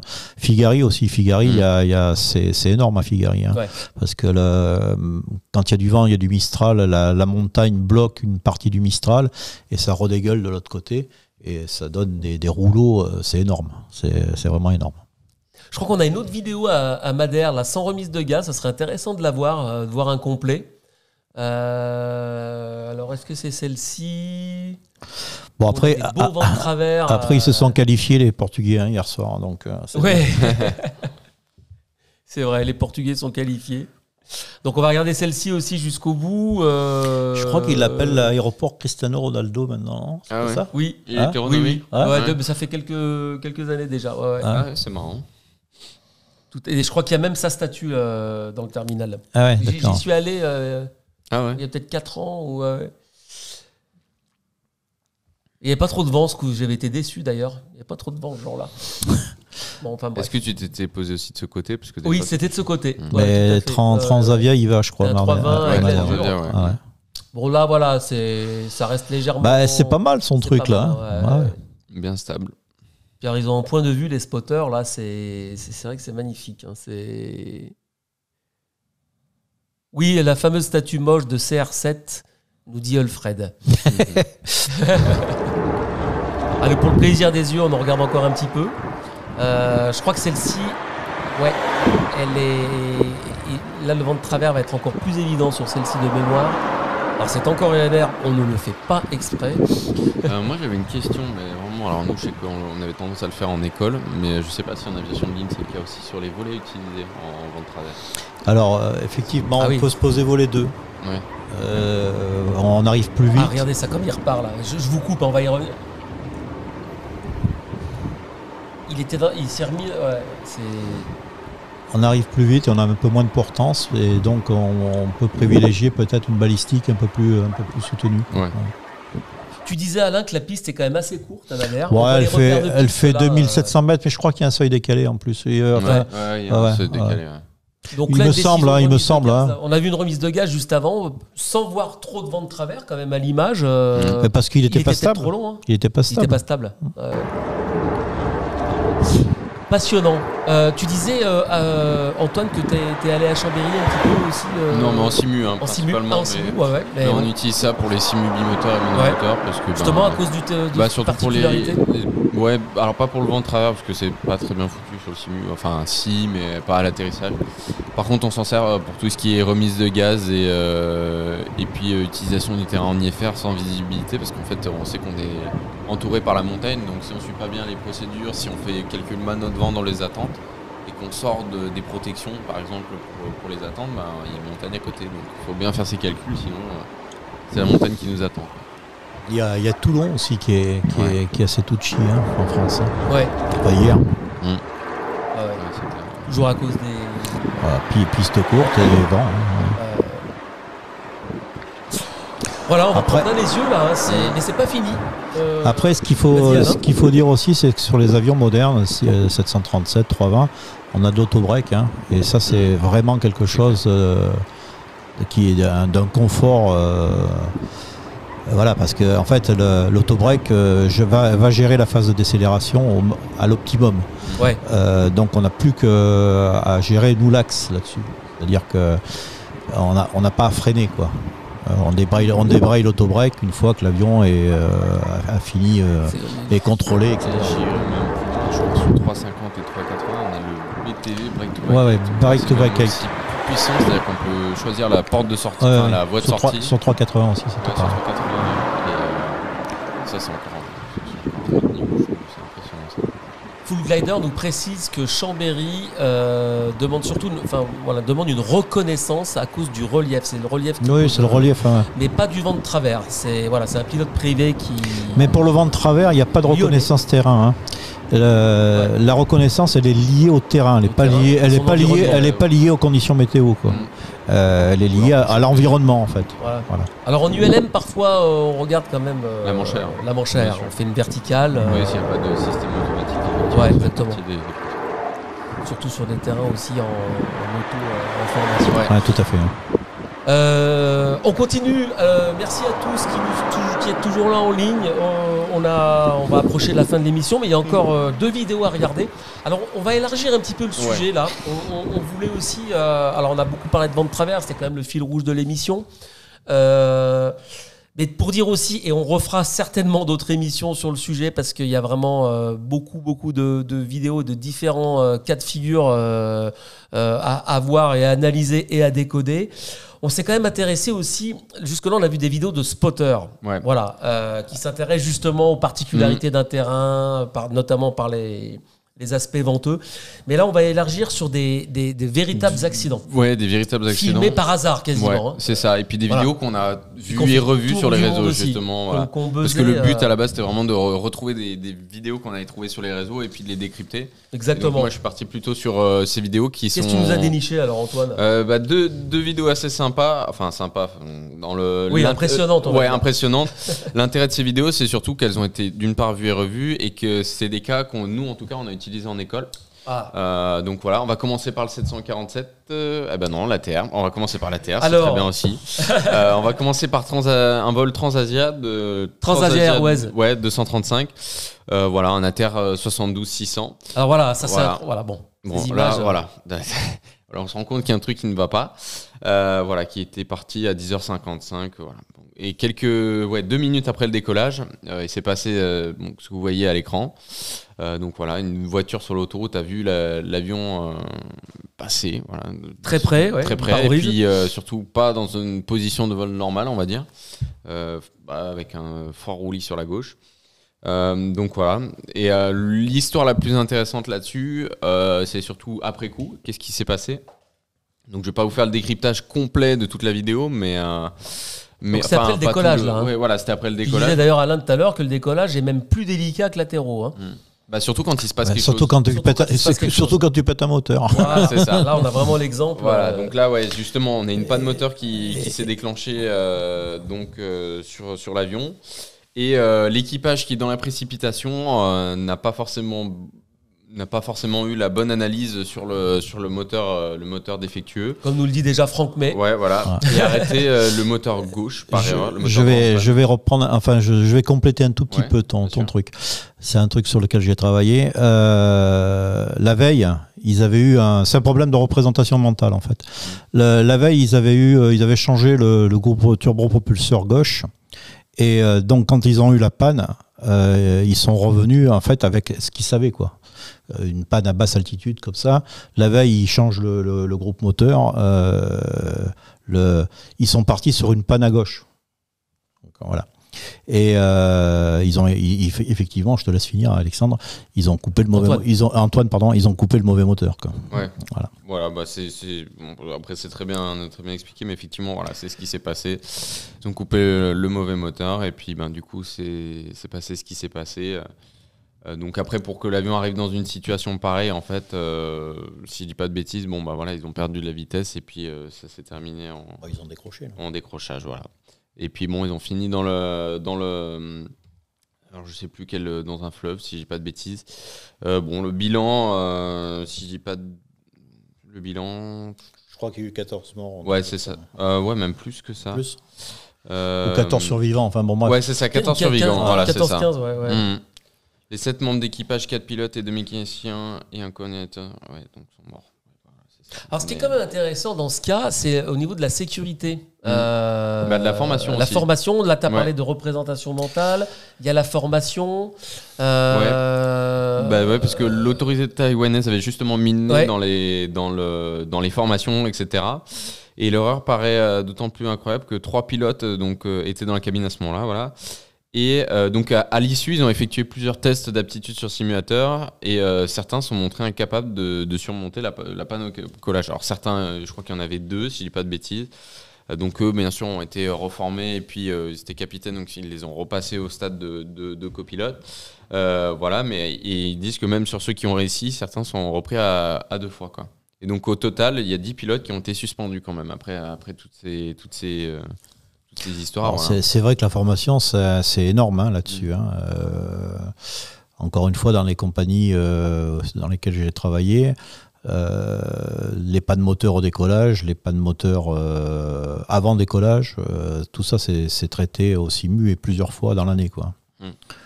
Et la panne moteur la plus dure à gérer, c'est justement la panne moteur juste avant en V1, quoi. Est-ce qu'on y va, est-ce qu'on n'y va pas, qu'est-ce qu'on fait, quoi, voilà. Ouais, donc V1 vitesse de décision, décision, où, là on continue, quoi. Hein. On est censé plus pouvoir freiner après après en décollage. Gérer une panne comme ça, il faut pas se précipiter, en fait. Là, visiblement, ils se sont précipités, ils étaient bas. Ils sont partis sur une analyse parce que ce moteur avait été changé, donc ils ont pensé que c'était le moteur qui avait cassé, alors que celui-là marchait très très bien, et que c'était l'autre qui avait cassé. Et voilà, sans se précipiter, en remettant son avion en ligne de vol, il y a zéro souci, hein. Une panne moteur, ça se gère très très bien, vraiment très très bien. L'avion va bien naturellement va monter plus doucement, mais voilà, on va retrouver un axe, on va retrouver de quoi faire une procédure. Une panne moteur, c'est beaucoup plus simple à gérer qu'un feu, par exemple, un feu au décollage, où là c'est quand même bien plus embêtant. Ouais, c'est vrai. Et puis, bon, après, là, même si on est sur un turboprop, sur ce modèle de turboprop, il y avait une mise en drapeau automatique. Oui, c'est comme un 320, ça, c'est voilà, pareil. Donc, du coup, pas forcément de précipitation. Et moi, je me souviens, si je dis pas de bêtises, d'une phrase qu'il y avait souvent dans nos bouquins, notamment sur la gestion des pannes, etc., où c'était, la première phrase, c'était stop, fly the airplane first, et ensuite, on s'occupe de la suite. Voilà. Enfin, moi, c'est ça. On a encore une vidéo. La dernière. Très impressionnante, elle aussi. Celle-là, pour le coup, oui. Voilà, elle va passer à l'écran d'ici peu. Voilà, donc ça, c'est un 747. Bon, celle-là, très connue aussi. C'est un 747 à la base qui était opéré d'ailleurs par Air France. Bon, après, au moment du crash, c'était pas du tout Air France, c'était Air Mobility Common. Mais à la base, il était chez Air France, ce 747. Et donc, je vous laisse d'abord regarder la vidéo pour comprendre ce qui se passe. Mais là, on se rend compte qu'il se passe quelque chose de pas normal. Et puis ouais, voilà. Pour le coup, c'est un avion qui était en phase de décollage. Voilà, c'est ça. Ouais, un avion qui chute littéralement. Qui chute, ouais, littéralement. D'ailleurs, sur le coup, en regardant la vidéo, on pourrait se poser la question pourquoi. Et donc, Franck May, dis donc, il connaît bien toutes les vidéos. Bon, après, celle-là, c'est des classiques. Voilà. Donc, à l'issue du décollage, passant 1200 pieds, le nez se lève brusquement. L'équipage déclare à la radio qu'une partie de la cargaison se serait détachée. L'avion part en décrochage, comme on peut voir sur la vidéo, et finit par s'écraser. Donc là, pour le coup, c'est une panne qui n'incluait pas forcément les pilotes, mais plutôt le matériel, et notamment les sangles qui ont permis de tenir en place cette cargaison. Pour préciser, il y avait quand même 3 véhicules blindés Cougar de 18 tonnes, plus 2 anti-mines ATV de 12 tonnes. Donc il y avait quand même une cargaison qui était assez conséquente. Et nous, on utilise cette vidéo beaucoup en cas d'école pour démontrer tout simplement le centrage d'un avion. Parce que on comprend tout de suite que quand le centrage d'un avion, donc c'est-à-dire, si je puis dire, comment expliquer ça simplement, on sort du domaine de vol. Ouais, voilà, c'est ça, où les poids agitent. En fait, quand ce centrage bouge, en fait, forcément, ça influe sur l'attitude de l'avion. Et on se rend compte qu'il devient, là, pour le coup, carrément instable. Donc voilà. Alors, Ulfred nous précise que l'appareil volait aux couleurs de National Air. C'est ça. Air Mobility Command, c'était le l'opérateur de ce jour-là, effectivement. Effectivement, c'est un avion qui avait volé aux couleurs d'Air France qu'en 2009. C'est ça. Évidemment, rien à voir avec Air France, mais je trouvais ça le truc nice to know. Non, c'est pour ça que... Et National Air exploite désormais le 747-400 Super Tanker. Merci Ulfred pour la précision. Voilà, c'est pour ça que le dernier va bientôt être livré. L'avant-dernier vient d'être livré. Vous pouvez retrouver des infos là-dessus sur Aérobuzz. Mais le dernier, t'as piloté le 747 ? Non, je n'ai pas fait le 747. Triple 7, ah oui, pardon. C'est une belle machine aussi quand même. Ah oui, tout à fait. Ouais. C'est un gros regret d'ailleurs. Et le supertanker est redevenu un simple cargo. Comme quoi, un avion, il y a plusieurs vies. Non, mais dans la vie d'un avion. c'est très intéressant pour les gens qui font, parce que c'est très rare de le voir sur un avion de ligne, ce phénomène de de centrage. Heureusement, d'ailleurs. Voilà, Ouais. heureusement d'ailleurs. Oui. Par contre, sur les petits avions, les avions d'aéroclub et des petits avions, faire très très attention au centrage, c'est essentiel. Hein. Ouais, C'est vraiment essentiel. Ça a été donc bien abordé à l'école, ça. Ouais, surtout C'est- que quand on embarque du monde, en fait, c'est là où on fait des fois un peu moins attention puisqu'on veut faire plaisir, etc. Il faut faire un massé centrage. Et surtout, notamment dans les périodes chaudes, l'été, des perfos, parce que dépendant du terrain sur lequel vous décollez, ça peut ne L'altitude, pas être la compatible. chaleur. On avait vu justement quelque chose qui est arrivé de manière similaire à Saint-Chamond, si je dis pas de bêtises, où justement, c'était pas... Un terrain facile, ça, Chamond. Ouais, justement, ouais. Donc voilà, ça s'était Ouais. pas hyper bien terminé. Et, bon, en cause, il y avait bien évidemment des performances et une hélice différente qui n'avait pas les mêmes perfos que celles d'habitude. Enfin, bon, plusieurs façons, comme on appelle ça, quand il y a un crash ou un incident, c'est souvent les plaques de Rizol, c'est-à-dire le sweet cheese, le fromage, voilà, où tous les trous sont alignés et puis bon, on arrive à un incident, quoi. Donc là, pour le coup, c'était ce qui s'était passé, mais Allez, voilà. on avance, on voit pas le temps passer. Non. C'est un jump seat express rallongé. Express, ouais. Et c'est tellement passionnant. Et merci encore, Alain, d'être là. On termine rapidement avec la culture. Alors, Ouais. Antoine, je te laisse la main. Tu as Flight Simu, ouais, ça y est. encore une super info. Ouais, une Hein super info, ouais. 40 ans, mise à jour. Je crois qu'il y a un jingle, si je puis me permettre. Jingle. Pressé. Flight culture. Simulator, il y a encore des nouvelles. Hein. Et il y a des nouvelles, On ouais. aura des émissions spéciales de simulation en direct. Hein. Ouais, Ça, on vous l'a c'est dans les promis. tuyaux, c'est en travail, mais ça doit arriver. Alors, qu'est-ce qui se passe du côté de Flight Simu qui a 40 ans d'ailleurs? Et 40 ans, voilà, ça fait 40 peu près ans. mon âge. Le 11 novembre, Microsoft a sorti une nouvelle mise à jour pour Microsoft Flight Simulator. Là, vous avez à l'écran la première version de Flight Simulator, donc comme on voit là là, où on ça, est arrivé c'est- aujourd'hui. Voilà, vous avez les évolutions là au fur et à mesure, Magnifique. vous allez voir. Mais c'est vrai que quand on voit là où on était et ce que c'est devenu, là vous le voyez très très bien. Le simulateur a quand même beaucoup évolué en 40 ans. La première version, je le rappelle, existe donc, depuis 1979. Et donc sur 11 novembre, Flight Sim nous annonçait une super mise à jour, donc la mise à jour des 40 ans qui apporte énormément de choses. Plus en termes de contenu que de logiciel à proprement parler. Saint-Barth. Ouais, Saint-Barth, justement. Donc voilà, on peut passer sur le trailer des 40 ans d'ailleurs. Mais donc vous allez voir, il y a beaucoup de nouvelles machines qui sont arrivées au catalogue. Donc voilà, et donc on commence d'ailleurs avec le Capri. Ulfred a le bien Cabri, connu pardon. la première Ouais, version ouais. de Flight Simulator. Il est pas si vieux que ça. Voilà, donc non, pas si Donc vieux que ça, Ulfred. on commence avec le Cabri d'ailleurs justement, puis le Spirit of Saint-Louis bien sûr. Donc voilà, donc plusieurs machines qui ont été rajoutées et donc ces machines qui font aussi, qui étaient présentes dans les précédents opus. On se rappelle de FS justement 2004, si je dis pas de bêtises, où il y avait une édition qui était sortie avec l'avion des frères Wright ou ce genre de choses. Là, vous allez pouvoir les retrouver dans cette toute dernière version. Donc ça, c'est plutôt intéressant.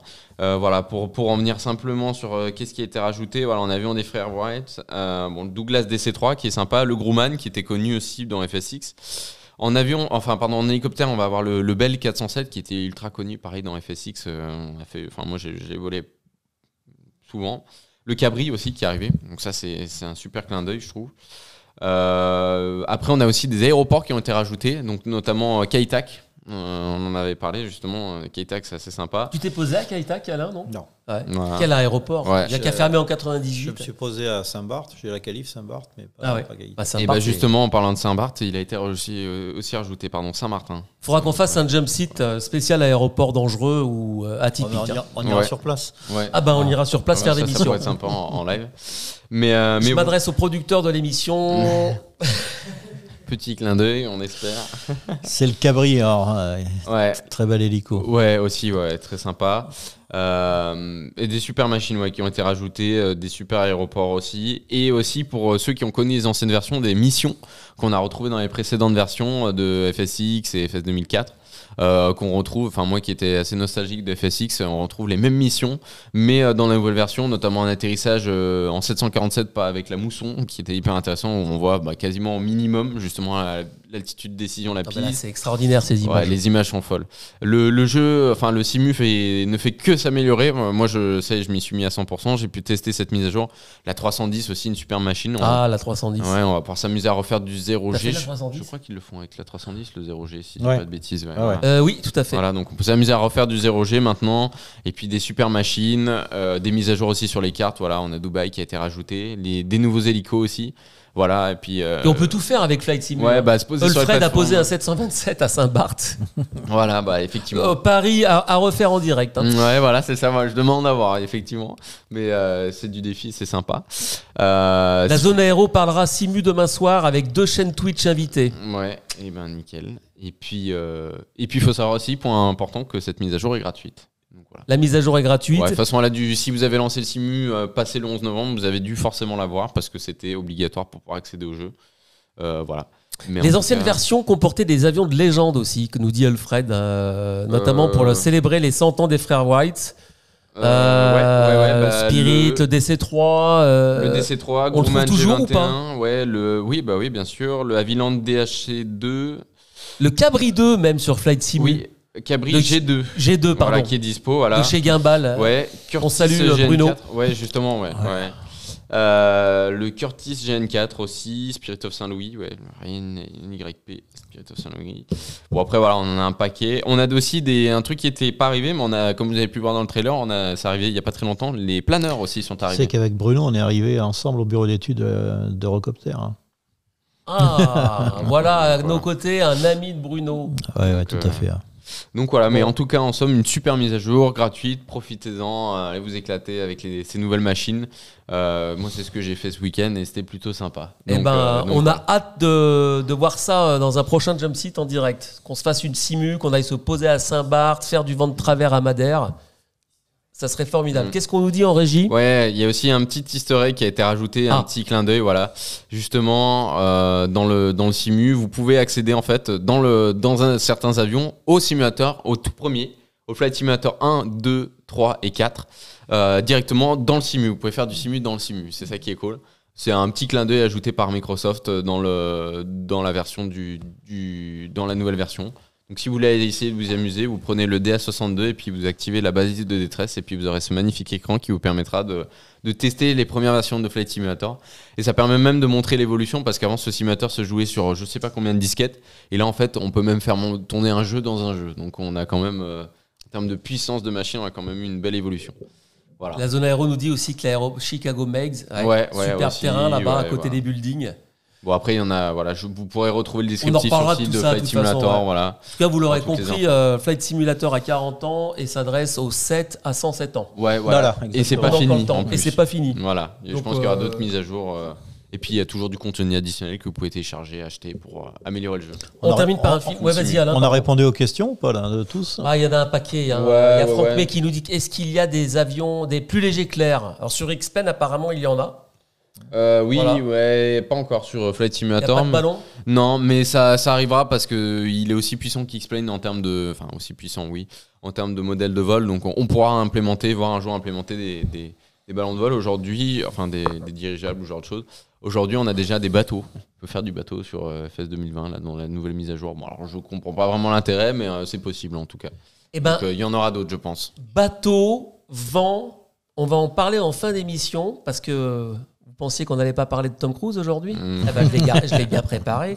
Mais avant, Antoine, un film Devotion. Oui, en parlant de Tom Cruise, justement, on retrouve des acteurs de Top Gun dans ce film. Des vrais pilotes de chasse de la marine américaine. Voilà, c'est ça. Devotion, sorti le 23 novembre aux États-Unis.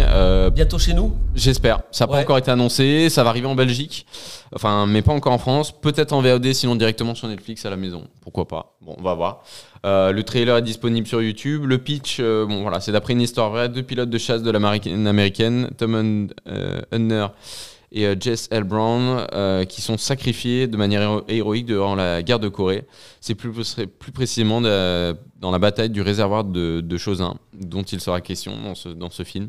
Et donc toujours avec des images de plus en plus impressionnantes et spectaculaires. Et puis Bon, les images sont jolies, l'histoire Alors là, est sympa. c'était des images de. Voilà. Et on retrouve synthèse, des. Ouais. Non, oui, si, Oui, je pense que certaines derrière la quand même, synthèse là. un peu quand même. Ouais, Ouais. quand même un peu. Un petit peu quand même, mais Il y ouais. a un clin d'œil. Et bah oui, dans on ce retrouve film. Plantman justement Eh. voilà, qui est dans Top Gun. Et voilà, toujours des images assez sympas. Et ça rappelle aussi un peu Top Gun, hein, même sur l'image. Papy Wellington aussi. Hein. Oui, Ouais. aussi, effectivement. On a hâte de le Ok, voir et ça. on vous en reparlera quand on l'aura vu. Ouais, et quand il sera sorti en France ou en tout cas sur une plateforme de VOD. Mais Ça met. Ouais, ça met un la film, bouche en tout cas. ouais, un film qui est assez sympa et je pense que l'histoire est plutôt cool. Et puis c'est encore un film aéronautique plutôt cool, je pense. Magnifique. Alfred Ouais. nous dit qu'il y a du Zeppelin sur. Excuse-moi, Antoine, du Zeppelin sur le Flight Simulator 9. Ouais, Merci pour je la pense que précision. ça arrivera. je On pense. reparlera de Simu évidemment. Ouais. Pour terminer, alors j'ai fouiné un petit peu dans les infos Top Gun. Votre chronopost est arrivé. Pardon, ça c'est mon téléphone qui n'est pas débranché. Alors, Top Gun Maverick, la scène la plus difficile à tourner n'est pas celle que vous croyez. C'est du tout frais, ça. Hein. Le réalisateur de Top Gun, Joseph Kosinski. T'as mis le générique Top Gun ou pas, Martin? Non, t'étais pas préparé. Hein. Bah ouais. Et Martin, il est. Non, mais là, Top c'était Gun. pas prévu. Hein. C'est pas grave, je rigole. Le Joseph Kosinski, donc le réalisateur de Top Gun Maverick, révèle que la scène du film la plus difficile à tourner ne mettait en scène aucun avion. Voilà.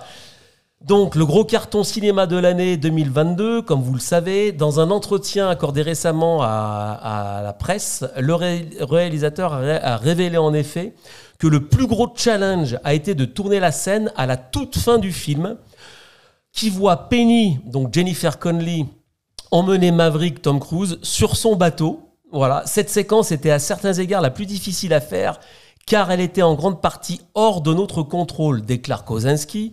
Pourquoi ? Parce que pour que la séquence soit réussie, il fallait compter sur le vent qu'il fallait aller chercher. Et cette émission était sur le vent de travers et on a réussi à parler de Top Gun. Eh ben nickel. Bah, La c'est boucle est parfait. bouclée, Hein. je pense. C'est magnifique. Ouais. Voilà, bon bref, en tout cas c'est de source vraie hein, ce que je vous dis, mais c'est une anecdote intéressante. Voilà. Allez, merci à tous de nous avoir suivis pour ce Jump Seat Express. Merci Antoine. Ouais, merci Jérôme. Alain, un grand merci d'avoir fait la route. bien la prochaine, pour les drones. Ouais. On reparlera évidemment de ce que tu fais et des drones dans le ciel aux abords des aéroports. C'est super intéressant. Donc on en reparlera. C'était passionnant tout ce que tu nous as décrypté et décodé avec Antoine sur ces vidéos qui font le buzz. En conclusion, les pilotes ne sont pas des casse-cou. Attention à l'effet buzz quand même. C'est bien. Ouais, exactement. À toi exactement. la conclusion. Non, mais c'est. Ah oui, La Oui, alors, pardon, bravo, alors le chat, bonne journée à excuse-moi. vous. C'est quoi la semaine prochaine? Alors, la semaine prochaine, effectivement, on va parler armée. Je crois que c'est avec Oui, notre... c'est l'armée. Ouais, c'est Un Frédéric général. Lertz. Je crois qu'on a un invité exceptionnel. je Hein. crois. La semaine prochaine, c'est le général Groen. Groen. Merci à la régie qui m'a rappelé son nom Ouais. exactement. Donc plus qu'une oreillette et on sera parfait. Voilà. Il va falloir investir. Ah hein. ouais, bientôt. Spécial armée la semaine prochaine. Alors moi, je serai pas là la semaine prochaine. Moi non plus, mais Voilà. Bon, on tourne. C'est ça aussi la richesse de Jump Seat, c'est que nos équipes, elles tournent. Donc voilà, la semaine prochaine, ça va être une émission passionnante aussi, Ouais. j'en suis sûr. À bientôt à tous. Ouais, Voilà, des lunettes et des oreillettes, nous dit Alfred. on sera Alain, parfait. pour conclure, le buzz, oui, mais attention quand même. Hein. Non, mais c'est ce qu'on a dit au départ. Ouais. C'est-à-dire que tous les pilotes professionnels sont responsables. Donc, ils ne font pas n'importe quoi dans un avion. Voilà. À bientôt. À bientôt. Merci Martin Merci. à l'AREA. Merci à tous de nous avoir suivis. On se retrouve très bientôt sur le Jump Seat, sur Twitch. Alors n'oubliez pas d'activer la petite cloche sur le compte Twitch pour être averti des prochaines émissions et pour nous suivre en direct. À bientôt.